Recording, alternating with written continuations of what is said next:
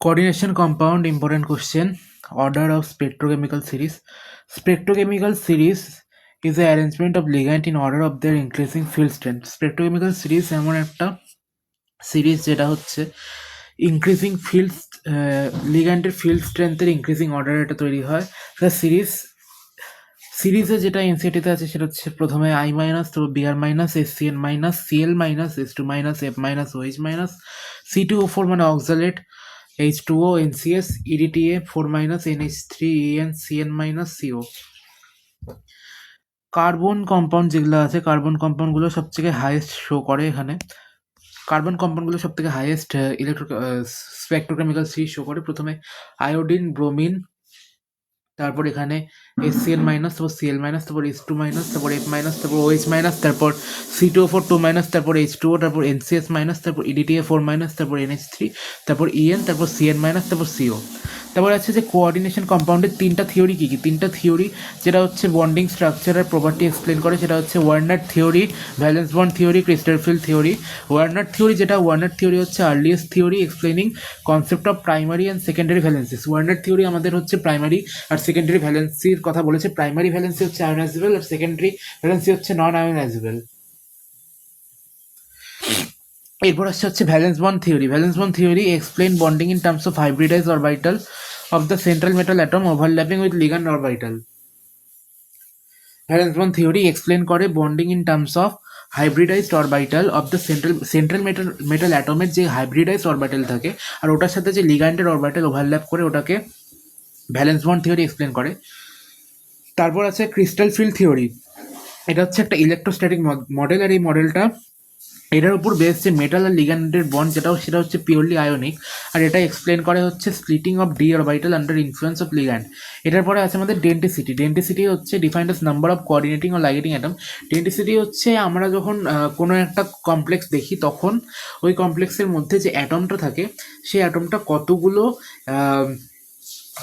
লিগ্যান্ডের সাথে কোঅর্ডিনেট করছে বা হচ্ছে লাইগেট করছে, মানে the denticity is defined as number of coordinating or ligating atoms present in a single ligand molecule that bind to the central metal atom। মানে central metal atom কতগুলো ligand মানে কতগুলো অ্যাটমের সাথে লাইগেট বা কোঅর্ডিনেশন মানে কোঅর্ডিনেট বন্ড বানাচ্ছে।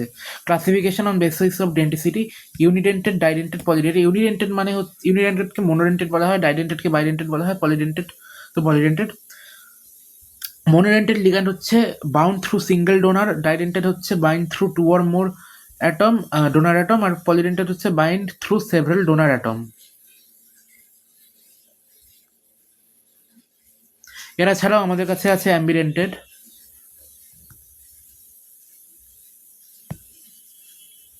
যেরকম ফর এক্সাম্পল আমরা যদি ইউনিডেন্টেড লিগ্যান্ডের কথা দেখি, যেরকম সিএল মাইনাস একটা দেয়, এইচ টু একটা দেয়, এনএইচ থ্রি একটা দেয়। ডাইডেন্টেড যেরকম হচ্ছে ইথিলিন ডাইঅ্যামিন, ইথিলিন মানে সিএইচ টু,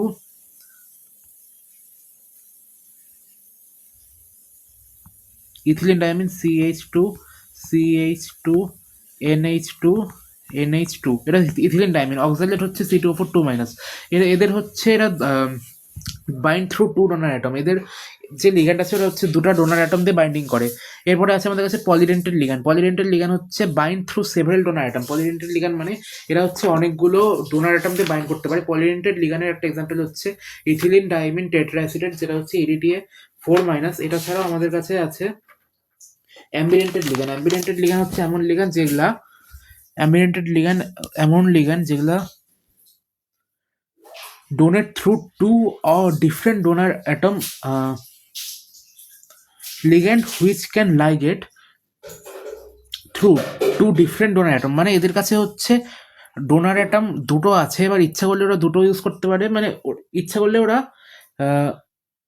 যে কোনো ডোনার অ্যাটম ইউজ করতে পারে। যেরকম হচ্ছে NO টু মাইনাস, এরা ইচ্ছা করলে অক্সিজেন ইউজ করতে পারে, নাইট্রোজেন ইউজ করতে পারে। SCN মাইনাস এরকম এরা হচ্ছে ইচ্ছা করলে সালফার ইউজ করতে পারে, নাইট্রোজেন ইউজ করতে পারে। এটার পরে আছে আমাদের chelate and flexidentate ligand.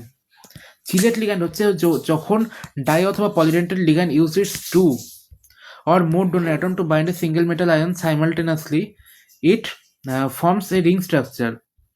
This is called chelate ligand and the complex is generally more stable. Sylhet ligand করা হয়, মানে চিলেটিং যেটা হয়, চিলেটিং করা হয় আমাদের কম্পাউন্ডকে স্টেবল বানানোর জন্য। চিলেট লিগ্যান্ডের একটা এক্সাম্পল দিয়েছে সিও মানে কোবাল্ট, আর EN3। EN মানে হচ্ছে ethylene diamine, cobalt ethylene diamine whole thrice, CO EN whole thrice. এরপরে আছে আমাদের কাছে ফ্লেক্সিডেন্টেড লিগ্যান্ড। এই ligand that has multiple donor atom but does not necessarily, এটা একটা অ্যামিডেন্টেড লিগ্যান্ডের মতো। যেরকম এই ligand that has multiple donor atom but does not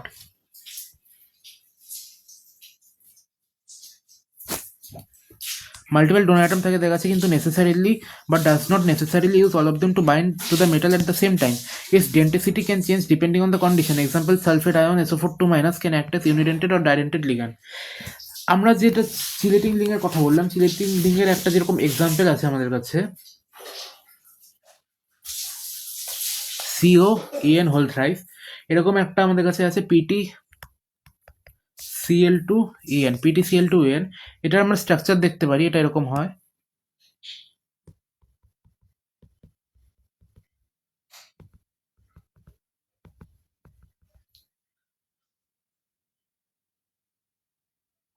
ethylene diamine প্রথমে নিলাম, এটা ইথিলিন ডায়ামিন নিলাম। এবার ইথিলিন ডায়ামিন নিলাম, এটার সাথে হচ্ছে প্ল্যাটিনাম লাগাই দিলাম, আর এখানে Cl2 আছে তো এটার সাথে Cl লাগাই দিলাম।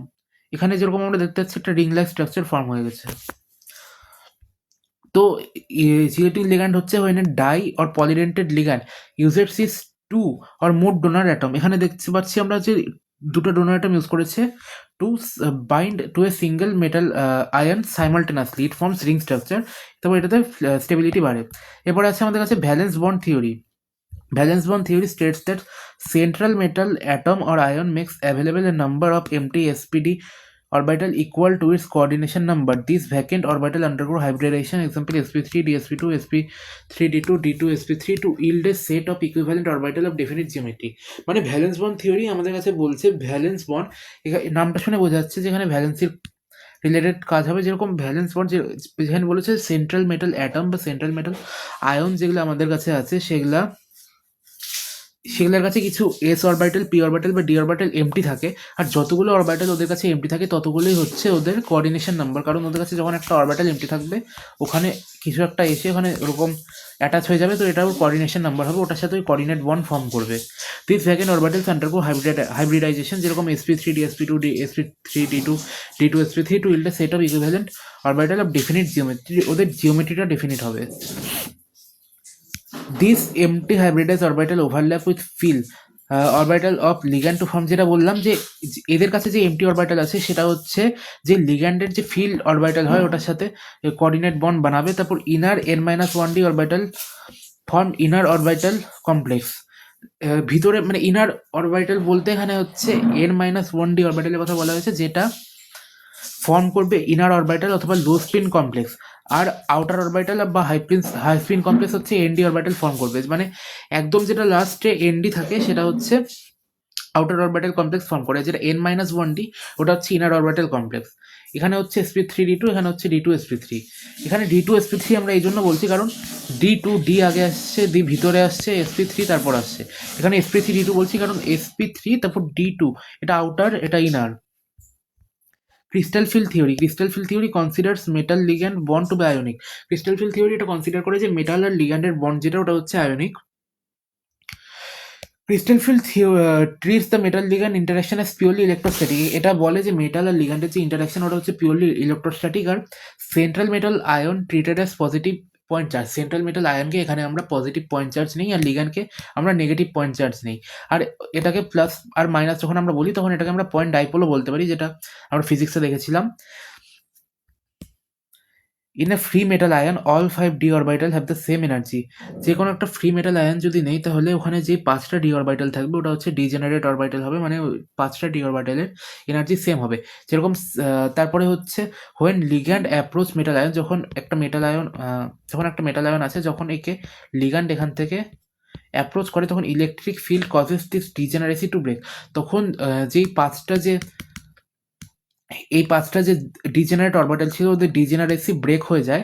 আর তারপর কি হয়, cause the degeneracy to break, তারপর যেরকম অক্টাহেড্রাল ফিল্ডে আমরা দেখতে পারি যে orbitals pointing directly at the ligands experience more repulsion and rise in energy EG set, while three orbitals dxy, dyz, dzx experience less repulsion and drop in T2G set. This is called crystal field splitting. মানে crystal field স্প্লিটিংকে আমরা কি বলতে পারি? Splitting of degenerate orbital into two parts কি T2G R EG is called crystal field splitting. এটা কেন হয়? Due to electric field of ligand. তারপরে এখানে কি বলছে? ক্রিস্টাল ফিল্ড স্প্লিটিং এনার্জি, যখন হচ্ছে ডিজেনারেট অরবিটাল যে দুটো পার্টে শিফট হয়ে যায় T2G আর EG, ওই দুটোর যে এনার্জি ডিফারেন্স ওটাকে আমরা বলি CFSE, energy difference between two sets of orbital due to crystal field splitting is called crystal field splitting energy. এরপর আমাদের কাছে আছে হোমোলিপ্টিক কমপ্লেক্স আর হেট্রোলিপ্টিক কমপ্লেক্স। হোমোলিপ্টিক কমপ্লেক্স হচ্ছে কমপ্লেক্সের such in which central metal atom is bound only to one kind of donor, যেরকম CONH3 whole 6, এখানে যে CO আছে এটা শুধু হচ্ছে নাইট্রোজেনের সাথে লিঙ্ক হয়ে আছে। আর হেট্রোলিপ্টিক ক্লিভেজ কমপ্লেক্স যেটা, ওটা হচ্ছে complex which central metal atom bound to more than one kind of donor, যেখানে এখানে যেরকম কোবাল্ট নাইট্রোজেনের সাথেও আছে, ক্লোরিনের সাথেও আছে। CONH3 4Cl2 এটা। আর আগেরটা ছিল আমাদের কাছে CONH3 6, আগেরটা NH3 6 ছিল, আর এখানে NH3 4 আর Cl2 দুটো আলাদা হয়ে গেল। এরপরে আমাদের কাছে আছে ওয়ার্নার থিওরি, এটাকে হচ্ছে অ্যালফ্রেড ওয়ার্নার প্রপোজ করেছিল। আর এটার পস্টুলেটগুলো হলো যে in coordination compound metal show two types of valency, primary আর সেকেন্ডারি। এটা হচ্ছে সবচেয়ে বেসিক ওয়ার্নার থিওরি। তারপরে এটার পরে আছে primary valencies are normally ionisable and are satisfied by negative ion. Werner বলেছে যে প্রাইমারি ভ্যালেন্সি যেটা, সেটা হচ্ছে আয়োনাইজেবল আর ওটাকে হচ্ছে নেগেটিভ আয়ন স্যাটিসফাই করে। আর সেকেন্ডারি ভ্যালেন্সি যেগুলো, ওগুলো হচ্ছে নন আয়োনাইজেবল, আর ওগুলো হচ্ছে যে কোঅর্ডিনেশন বন্ড নাম্বার থাকে ওগুলো স্যাটিসফাই করে। যেরকম this are satisfied by neutral molecule or negative ion, they the secondary valency is equal to coordination number and is fixed for metal. আর প্রাইমারি ভ্যালেন্সি যেটা ছিল ওটা হচ্ছে করেসপন্ডস টু অক্সিডেশন স্টেট, মানে oxidation number. Primary valency equal to oxidation number, secondary valency equal to coordinate number. তারপর বলছে the ions or groups bound by the secondary linkages have characteristic special arrangement. এখানে বলেছে যে মেটালের সাথে যে ion বা যে গ্রুপ যেগুলো হচ্ছে সেকেন্ডারি লিঙ্কেজ দিয়ে অ্যাটাচ হয়ে আছে, সেগুলোর কাছে কিছু একটা স্পেশাল অ্যারেঞ্জমেন্ট থাকবে, একটা ক্যারেক্টারিস্টিক স্পেশাল অ্যারেঞ্জমেন্ট থাকবে। মানে স্পেশাল অ্যারেঞ্জমেন্ট বলতে স্পেস, মানে 3D স্পেসে যে অ্যারেঞ্জমেন্টটা হবে ওই অ্যারেঞ্জমেন্টটাকে স্পেশাল অ্যারেঞ্জমেন্ট বলে। corresponding to different coordination number which determine the geometry of the complex. Primary আর সেকেন্ডারি ভ্যালেন্সির ডিফারেন্স হচ্ছে প্রাইমারি ভ্যালেন্সি আয়নাইজেবল হয়, সেকেন্ডারি ভ্যালেন্সি নন আয়নাইজেবল হয়। প্রাইমারি ভ্যালেন্সি হচ্ছে অক্সিডেশন স্টেট অফ মেটাল, মানে primary valency equal to oxidation state of metal, secondary valency equal to coordination number of metal. মানে secondary valency বলতে গেলে আমাকে দেখতে হবে কোঅর্ডিনেশন, প্রাইমারি ভ্যালেন্সি দেখতে গেলে আমাকে দেখতে হবে oxidation number. Primary valency satisfied by only anion, আর এটা হচ্ছে নিউট্রাল মলিকিউল আর অ্যানায়ন। প্রাইমারি ভ্যালেন্সির কোনো ডাইরেকশন হয় না, আর সেকেন্ডারি ভ্যালেন্সি হচ্ছে জিওমেট্রি ডিটারমাইন করে, তো এটার স্পেসে একটা ডাইরেকশন থাকবে। তারপরে হচ্ছে ভিভিটির লিমিটেশন দেখবো। ভিভিটির লিমিটেশন হচ্ছে involves number of arbitrary assumption, did not give quantitative interpretation of magnetic data, fails to explain color exhibited by coordination compound, does not give quantitative interpretation on thermodynamic or kinetic stabilities, does not make exact prediction regarding tetrahedral square planar structure, does not distinguish between weak and strong ligand. It involves number of arbitrary assumption, does not give quantitative interpretation of magnetic data, fails to explain color exhibited by coordination compound, does not give quantitative interpretation on thermodynamic or kinetic stability, does not make exact prediction regarding tetrahedral square planar structure, does not distinguish between weak and strong field ligand. Rules for electron filling in CFT. Electron filling depends on the magnitude of the crystal field splitting. Crystal field splitting এর ম্যাগনিটিউডের উপর depend করবে electron filling. যেরকম octahedral complex, tetrahedral complex আলাদা হবে। Octahedral complex weak field ligand pairing energy greater than, pairing energy যদি greater than crystal field splitting energy হয়, তাহলে ইলেকট্রন T2G 3 EG 1 হয়ে যাবে। আর যদি স্ট্রং ফিল্ড লিগ্যান্ড হয় তাহলে fourth electron pair up, fourth electron pair up করবে T2G লেভেলে।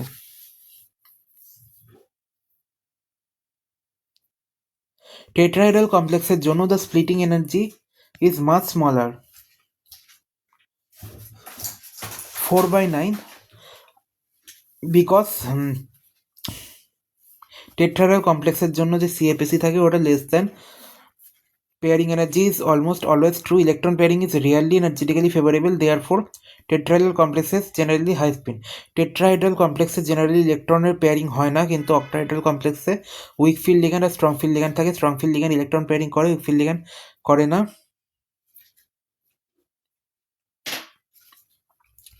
এরপর colour in coordination compound.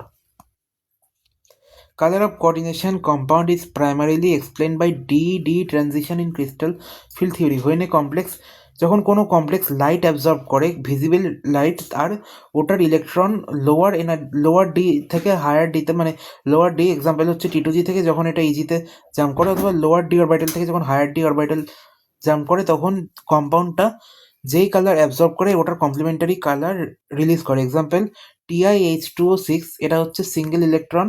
In the T2G level, it absorbs yellow-green light to jump to the EG level. The complementary color transmitted is violet, which is the color we see. Note, if the d orbitals are completely empty, যদি d orbital fully empty থাকে অথবা যদি fully filled থাকে, or if there are no ligands to cause splitting, মানে যদি হচ্ছে হয় completely filled থাকলো, না হয় completely empty থাকলো, তাহলে ওটা কালারলেস হবে। তারপর আছে আমাদের কাছে synergic bonding in metal carbonyl. Synergic bonding এখানে বলছে metal carbon bonds in metal carbonyl possess both sigma and pi character. আচ্ছা, সিনার্জিক বন্ডিং, হ্যাঁ, যেটা মেটাল কার্বনিল আমাদের কাছে থাকে। মেটাল কার্বনিল মানে কার্বনিল, তো এটা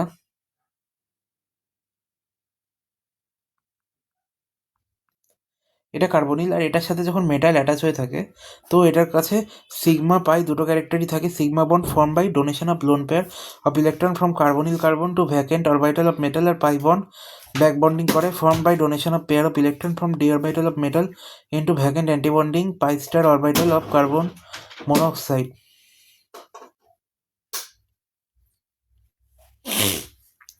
সিনার্জিক বন্ডিং যেটা থাকে সেটা সিগমা বন্ড আর পাই বন্ড দুটোই থাকে। পাই বন্ডটা হয় ব্যাক বন্ডিংয়ের জন্য। সিগমা বন্ডে form by donation of lone pair of electron from carbonyl carbon. যে কার্বনিল কার্বন এখানে আছে, এ হচ্ছে মেটালকে ইলেকট্রন ডোনেট করে, আর মেটাল আবার ব্যাক বন্ডিং করে কার্বনিল কার্বনকে ইলেকট্রন ডোনেট করে। তো সিগমা বন্ড হচ্ছে কার্বন মেটালকে ডোনেট করে, পাই বন্ড মেটাল কার্বনকে ডোনেট করে। এরপরে আছে স্ট্রাকচারাল আইসোমার। স্ট্রাকচারাল আইসোমারে এখানে চারটা পার্ট আছে: ionisation isomer, linkage isomer, coordination isomer, solvent বা হাইড্রো আইসোমার।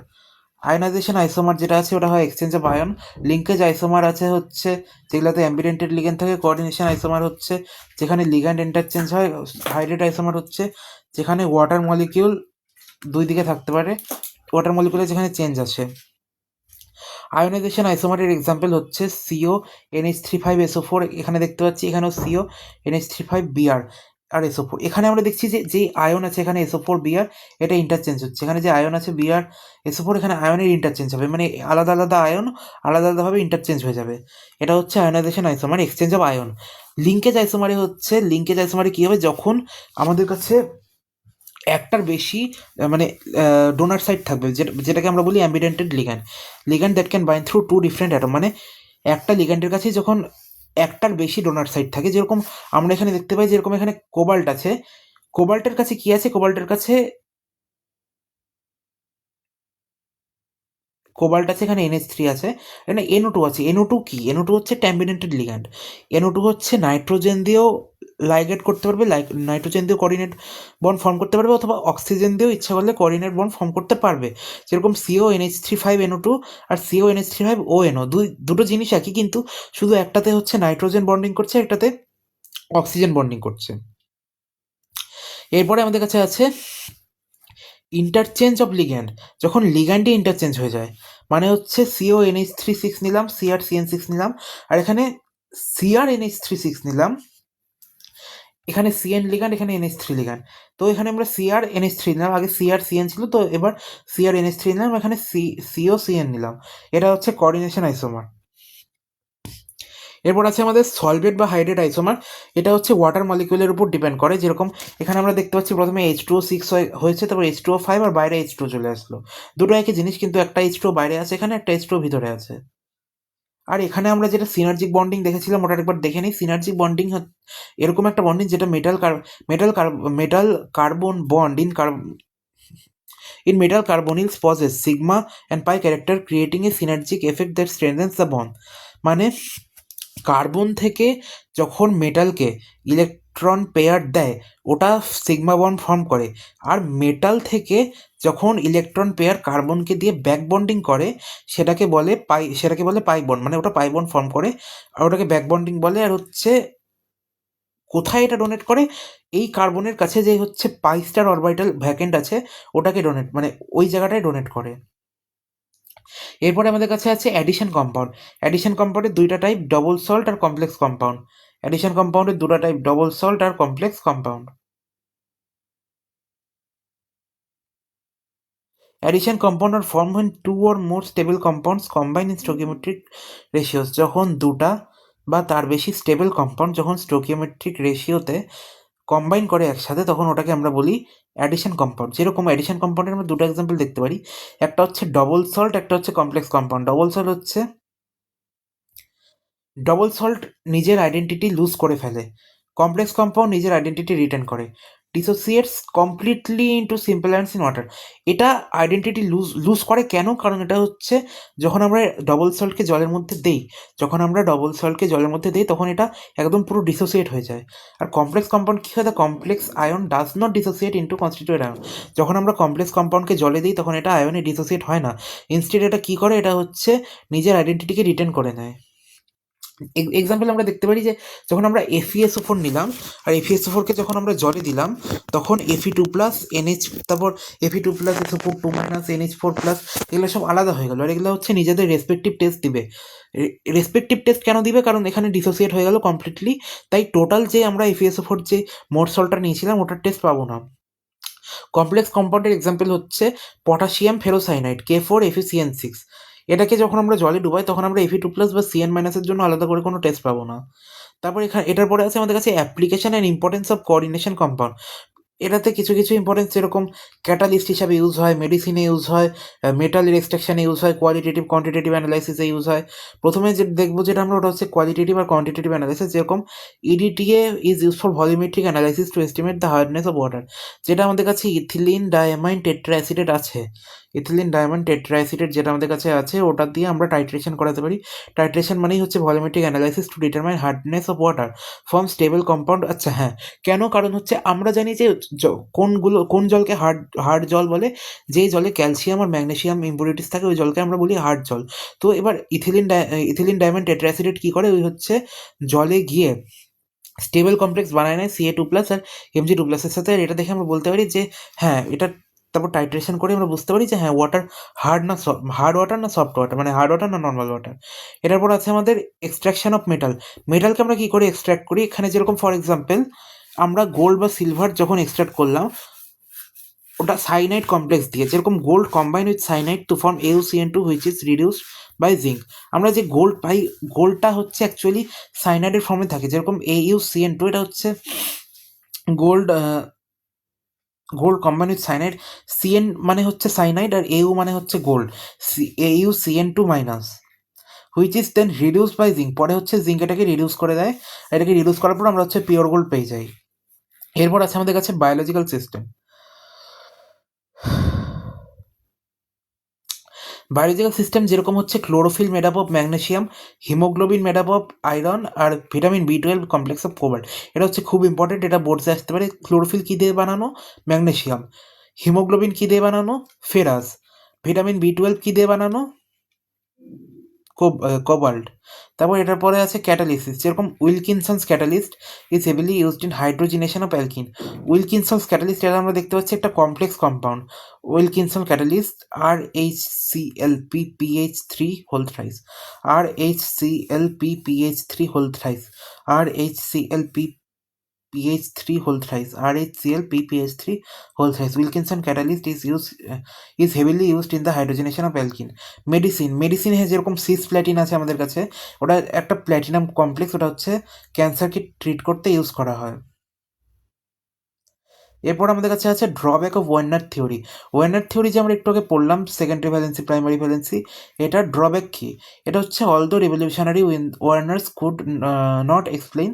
ওয়ার্নার থিওরি হচ্ছে রেভলিউশনারি ছিল, কারণ ওটা হচ্ছে আমাদের প্রাইমারি ভ্যালেন্সি সেকেন্ডারি ভ্যালেন্সি এগুলোর কথা বলেছিল, কিন্তু এটা কি এক্সপ্লেন করতে পারিনি। Why only certain element possesses the remarkable property of coordination compound, মানে কিছু কিছু সার্টেন এলিমেন্টই কেন শুধু হচ্ছে কোঅর্ডিনেশন কম্পাউন্ড ফর্ম করে। Why bonds in coordination compound have distinct directional property. Coordination কম্পাউন্ডে যে বন্ড ফর্ম হয় ওগুলো ডিস্টিংক্ট ডাইরেকশনাল প্রপার্টি কেন হয়, মানে পার্টিকুলার জিওমেট্রি ওটার কেন হয়, আলাদা আলাদা জিওমেট্রি হয় না কেন? The specific magnetic and optical properties characteristic of this compound. আমরা ওয়ার্নার থিওরিতে এটা তো বুঝলাম যে এটা প্রাইমারি ভ্যালেন্সি সেকেন্ডারি ভ্যালেন্সি কত বন্ড বানাবে, অক্সিডেশন নাম্বার কত, এগুলো তো আমরা না হয় বুঝে গেলাম, কিন্তু আমরা এটা কি করে বুঝবো যে ওটার ম্যাগনেটিক প্রপার্টি কীরকম আর অপটিক্যাল প্রপার্টি কীরকম? ওটা তো আমরা বুঝতে পারবো না। এরপরে আছে আমাদের Sidgwick theory and EN rule. EN rule কি বলছে? ইএন রুল বলছে EN is equal to Z minus X plus Y, যেখানে জেড হচ্ছে অ্যাটমিক নাম্বার, এক্স হচ্ছে ইলেকট্রন লস্ট, আর ওয়াই হচ্ছে টোটাল ইলেকট্রন গেইন। যেরকম ফর এক্সাম্পল আমরা যদি দেখি K4Fe6, এখানে জেড কি? ফেরাসের হচ্ছে অ্যাটমিক নাম্বার কত? 26। অক্সিডেশন স্টেট কত? অক্সিডেশন স্টেট কি বলছে? এক্স। ফেরাসের অক্সিডেশন স্টেট যদি আমরা এখানে বের করি, তাহলে এখানে -6 plus x equal to -4, x equal to 2। Oxidation state হচ্ছে 2, আর ওয়াই হচ্ছে total electron gain from ligand, এটা হচ্ছে 2 ইন্টু কোঅর্ডিনেশন নাম্বার। এটা কোঅর্ডিনেশন নাম্বার কত? 6, তাহলে এখানে 6 ইন্টু 2 12 হবে, ওয়াই ইকুয়াল টু 12। এটা দিয়ে যদি আমরা ইএএন ক্যালকুলেট করি, তাহলে এটা হবে Z minus X plus Y. Z হচ্ছে 26 মাইনাস 2 প্লাস 12, 26 মাইনাস 24 প্লাস 12, এটা হবে 36। This matches krypton making the complex table. হ্যাঁ, এবার effective atomic number কি বলছে? It is the total number of electrons around the central metal atom in a complex. The central metal atom accepts electron pair from ligand until EAN equals the atomic number of next noble gas. যখন EAN rule use করে যখন আমরা দেখব যে যে Nobel গ্যাসটা আছে, যেটা নেক্সট নোবেল গ্যাস আর কি, নেক্সট নোবেল গ্যাস, ওটার সাথে যদি ম্যাচ করে যায় তাহলে হয়ে গেল। তো আমাদের এখানে কোঅর্ডিনেশন কম্পাউন্ড শেষ।